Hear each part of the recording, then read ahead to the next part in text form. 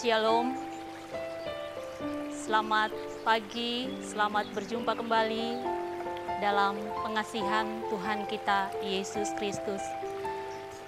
Kita aminkan bersama bahwa hari baru, sukacita baru, berkat-berkat baru akan senantiasa kita alami, kita rasakan dalam menjalani kehidupan di hari ini. Firman Tuhan akan kembali meneguhkan kita, menuntun kita menjalani kehidupan anugerah Tuhan. Dan karena itu sebelum kita membaca merenungkannya, kita minta kekuatan dalam doa, kita berdoa. Terpuji-pujilah Engkau Allah kami dari kekal sampai kekal, kekallah penyertaan-Mu dalam kehidupan kami. Kami bersyukur hari baru ini, kasih sayang-Mu, kesetiaan-Mu tidak pernah meninggalkan kami. Kami bersyukur boleh menikmati hari baru semua karena anugerah Tuhan. Bersyukur untuk kehidupan yang Tuhan karuniakan bagi kami. Bersyukur untuk segala berkat-berkat-Mu yang sudah Engkau berikan dan akan Engkau berikan bagi kami. Menjalani kehidupan hari ini Tuhan, kami butuh tuntunan Tuhan dalam hidup kami. Karena itu Tuhan, kami membutuhkan firman-Mu yang akan menjadi pedoman di dalam kami melangkah. Sehingga langkah kami akan selalu ada dalam rel kehendak-Mu. Kami senantiasa melakukan apa yang Tuhan mau. Bahkan apapun yang kami lakukan, senantiasa menyenangkan, memuliakan Tuhan. Bersabdalah ya Tuhan, kami anak-anak-Mu telah siap membaca merenungkan firman-Mu. Dalam nama Tuhan Yesus kami berdoa. Amin. Firman Tuhan hari ini saya ambil dari Hakim-Hakim pasalnya yang ke-7, ayat 7 sampai ayatnya yang ke-13. Hakim-Hakim pasalnya yang ke-7 ayat 7 sampai ayat 13. Firman Tuhan demikian. Lalu berfirmanlah Tuhan kepada Gideon, dengan ke-300 orang yang menghirup itu akan kuselamatkan kamu. Aku akan menyerahkan orang Midian ke dalam tanganmu. Tetapi yang lain dari rakyat itu semuanya boleh pergi masing-masing ke tempat kediamannya. Dari rakyat itu mereka mengambil bekal dan sangkakala. Demikianlah seluruh orang Israel disuruhnya pergi masing-masing ke kemahnya. Tetapi ke-300 orang itu ditahannya. Adapun perkemahan orang Midian ada di bawahnya di lembah. Pada malam itu berfirmanlah Tuhan kepadanya, bangunlah, turunlah menyerbu perkemahan itu, sebab telah kuserahkan itu ke dalam tanganmu. Tetapi jika engkau takut untuk turun menyerbu, turunlah bersama dengan pura bujangmu dan perkemahan itu. Maka kau dengarlah apa yang mereka katakan, kemudian engkau akan mendapat keberanian untuk turun menyerbu perkemahan itu. Lalu turunlah ia bersama dengan pura bujangnya itu, sampai kepada penjagaan terdepan laskar di perkemahan itu. Adapun orang Midian dan orang Amalek dan semua orang dari sebelah timur itu bergelimpangan di lembah itu, seperti belalang banyaknya, dan unta mereka tidak terhitung seperti pasir di tepi laut banyaknya. Ketika Gideon sampai ke situ, kebetulan ada seorang menceritakan mimpinya kepada temannya. Katanya, aku bermimpi, tampak sekeping roti jelai terguling masuk ke perkemahan orang Midian. Setelah sampai ke kemah ini, dilanggarnyalah kemah ini sehingga roboh dan dibongkar bangkirkannya. Demikianlah kemah ini habis runtuh. Amin, firman Tuhan. Saudaraku yang diberkati Tuhan, adakah kita pernah merasa sendiri dalam kehidupan ini? Mungkin kita sedang merasa sendiri karena telah ditinggalkan pasangan hidup kita. Mungkin kita sedang merasa sendiri karena anak-anak kita telah jauh daripada kita semua, karena mereka sudah melanjutkan kehidupan mereka masing-masing. Mungkin kita pernah merasa sendiri karena menanggung beban hidup yang terlalu berat ini. Atau jangan-jangan kita sering merasa sendiri dalam mengalami kehidupan yang tidak adil. Merasa sendiri karena jauh dari keluarga. Tapi ingatlah Bapak Ibu yang dikasihi Tuhan, bahwa sesungguhnya dalam hidup ini kita tidak pernah sendiri. Ingatlah bahwa Tuhan tidak pernah membiarkan manusia itu hidup sendiri.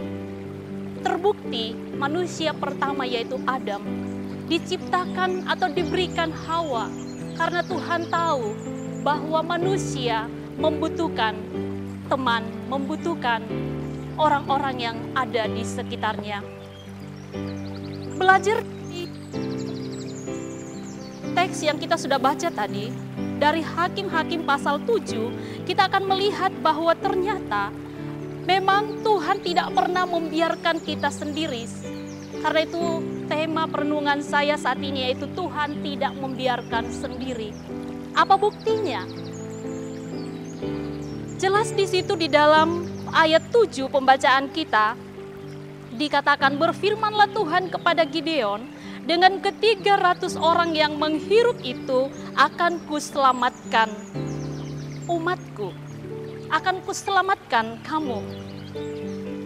Menunjukkan bahwa Tuhan tahu Gideon pada saat itu dalam keadaan yang agak berat untuk menghadapi lawannya, yaitu orang-orang Midian. Tuhan tahu bahwa ada begitu banyak orang Israel yang menemani Gideon pada saat itu, tetapi dalam ayat-ayat selanjutnya kita bisa melihat ada pilihan-pilihan yang Tuhan perlihatkan kepada Gideon. Dari 1.000 kemudian turun jadi 300 orang. Menunjukkan bahwa betapa Tuhan tahu saat itu Gideon membutuhkan seorang teman dalam melawan musuh Israel pada waktu itu.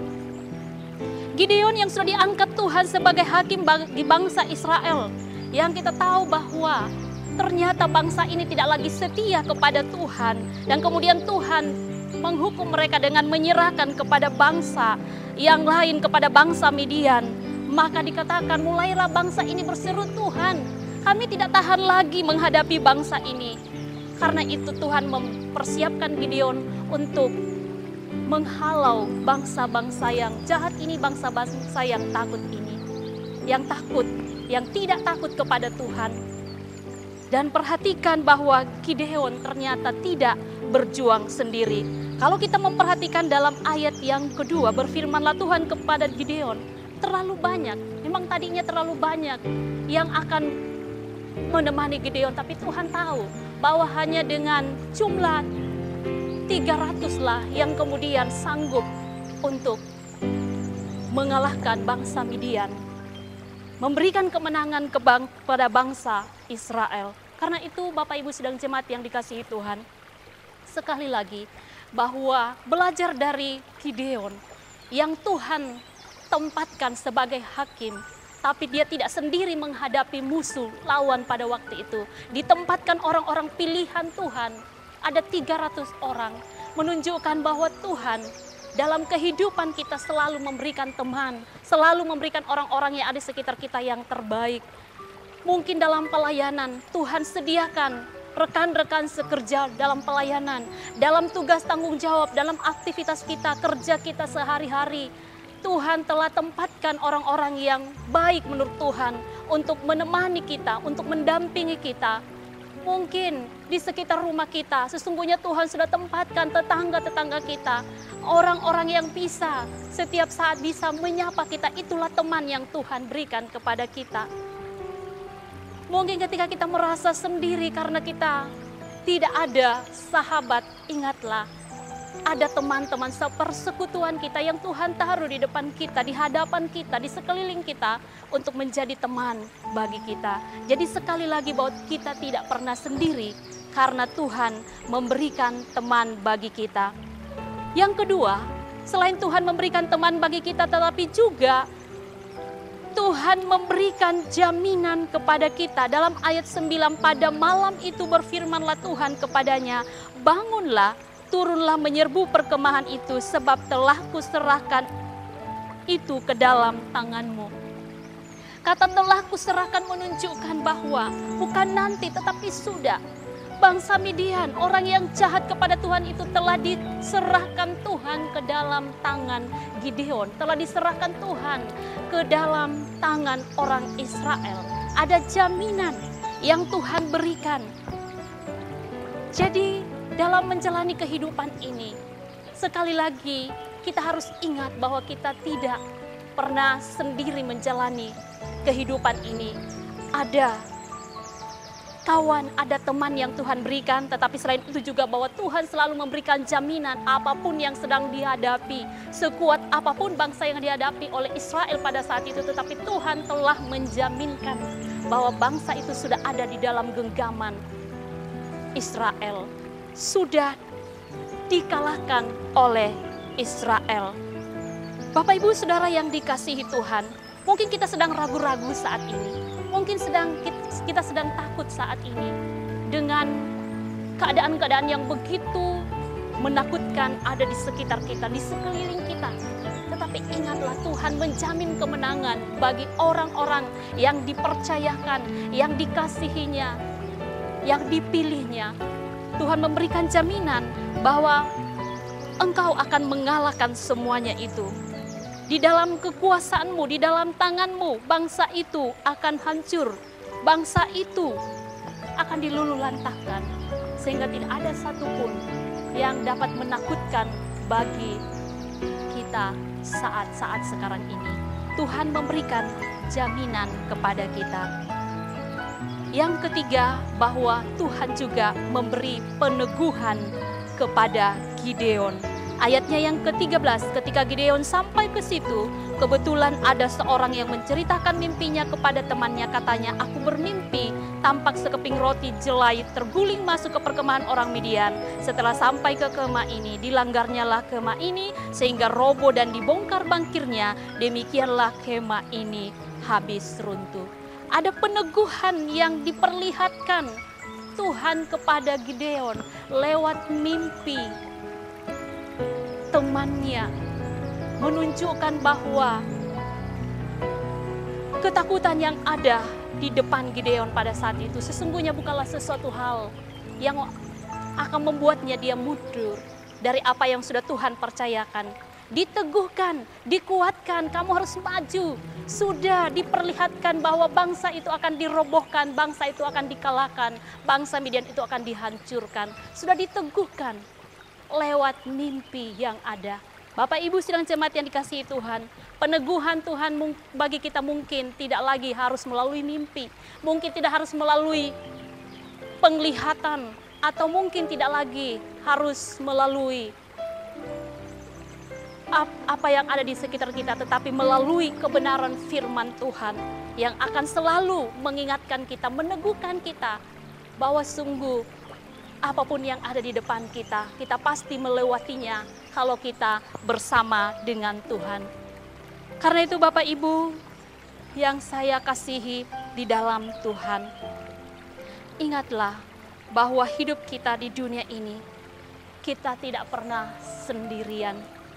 Kita tidak pernah menjalani hidup ini seorang diri, karena Tuhan sudah memberikan teman bagi kita, memberikan orang-orang yang ada di sekitar kita. Juga Tuhan telah menjamin, memberikan jaminan dalam kehidupan kita. Dan Tuhan juga telah meneguhkan kita dalam perjalanan hidup ini. Tetaplah memandang kepada Tuhan yang sangat mengerti setiap hal yang kita butuhkan, yang kita harapkan dan kita dambahkan dalam hidup ini. Terpujilah Tuhan. Amin firman Tuhan. Kita bersyukur untuk firman-Nya. Sungguh ajaib kasih-Mu Tuhan dalam kehidupan kami. Engkau pribadi yang sangat memahami, mengerti apa yang kami butuhkan dalam hidup kami. Engkau tahu Tuhan ketika kami sendiri. Engkau tahu Tuhan ketika kami takut, ketika kami bimbang, ketika kami bergumul. Karena itu Tuhan, Engkau memberikan teman dalam hidup kami. Engkau ya Tuhan selalu memberikan jaminan bagi kami, bahkan selalu meneguhkan kami, sehingga apapun kondisi kami saat ini Tuhan, kami akan selalu mengandalkan dan kami akan selalu memandang kepadamu. Berkati kami Tuhan dalam menjalani kehidupan hari ini. Apapun yang kami kerjakan, Tuhan berkenan berbuat berhasil, sehingga Nama Tuhan kami puji, kami muliakan. Jikalau ada yang kurang sehat, Tuhan jamah, Tuhan pulihkan. Ada yang berbeban, ada yang bergumul, Tuhan angkat. Tuhan hiburkan mereka. Tuhan nyatakan kasih sayang, kesetiaan-Mu dalam kehidupan mereka. Kami percaya kasih sayang-Mu tidak pernah berkesudahan dalam hidup kami. Terpuji-pujilah Engkau Tuhan. Inilah syukur kami, pinta kami, permohonan kami. Di dalam nama Tuhan Yesus kami berdoa. Haleluya. Amin.